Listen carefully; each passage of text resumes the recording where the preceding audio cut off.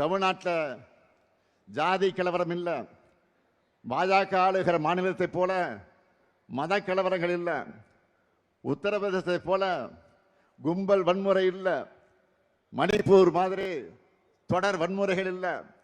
இப்படி எல்லாம் உருவாக்கணும்னு பாஜக செஞ்ச சூழ்ச்சிகளையும் நாம் முறியடிச்சிருக்கிறோம். அமைதியான சூழலும் திறமையான மனித வளமும் நம்ம ஆட்சியில் இருக்கிற காரணத்தால் தான் இன்றைக்கு முதலீடுகளும் தமிழ்நாட்டில் வந்து குவிந்து கொண்டிருக்கிறது. இந்த வளர்ச்சியை அடுத்த கட்டத்துக்கு கொண்டு போகணும். அதுக்கான தெளிவான செயல் திட்ட அறிக்கையா திமுக தேர்தல் அறிக்கையை நாங்கள் வெளியிட்டிருக்கிறோம். அதில் நான் சொல்லியிருக்கக்கூடிய அறிவிப்புகள் எல்லாம் பல இருக்கிறது. ஆனால் நீங்கள் செய்திகளை பார்த்துருப்பீங்க. ஹைலைட்டாக பெரும் வரவேற்பை பெற்றிருக்கக்கூடிய சில வாக்குறுதிகளை மட்டும் நான் சொல்கிறேன். மாதந்தோறும் 1000 ரூபாய் மகளிர் உரிமை தொகை என்பதை டபுள் மடங்காக்கி இனி 2000 ரூபாயாக உயர்த்தி வழங்க போகிறோம். என்ன மகிழ்ச்சி தானே? மகிழ்ச்சியா இல்லையா?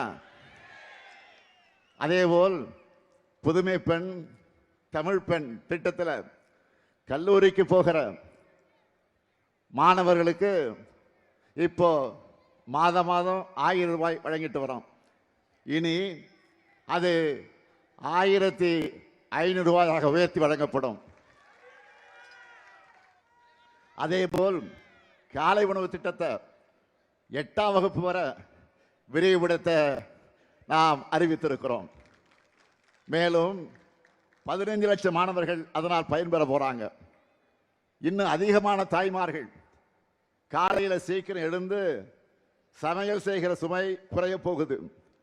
அதேபோல் இல்லத்தரசிகளுக்கு மகிழ்ச்சி தரக்கூடிய இன்னொரு சூப்பர் டூப்பர் வாக்குறுதியும் கொடுத்திருக்கிறோம்.